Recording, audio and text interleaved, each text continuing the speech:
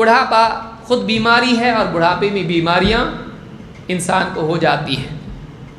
بڑھاپے میں آدمی کو چاہیے کہ وہ صبر کرے، اللہ کی شکایت نہ کرے، اس لیے کہ بیماریوں پر صبر کرنا انسان کے گناہوں کا کفارہ بن جاتا ہے۔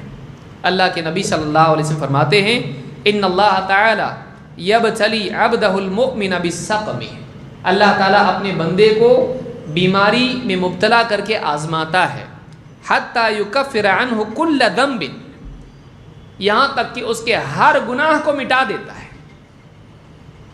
خالی بیماریاں بھی گناہوں کو مٹا دیتی ہے، شرط یہ ہے کہ صبر ہو، شکایت نہ ہو۔ اے اللہ کیا مصیبت دے دی، اس سے تو اچھی موت تھی، اللہ کی شکایت نہ کریں۔ بیماریاں آئیں گی، بڑھاپے میں بیماریاں آئیں گی، آدمی یہ سمجھے جو میرے گناہ اللہ اس کے ذریعے سے مٹائے گا، میں اللہ سے راضی ہوں۔ صبر کرے، اس کے اوپر شکایت نہیں کرے۔ حتی یکفر عنہ کل ذنب، یہاں تک کہ اللہ ایک گناہ بھی اس پر نہیں چھوڑتا ہے، سارے گناہ مٹا دیتا ہے اس کے۔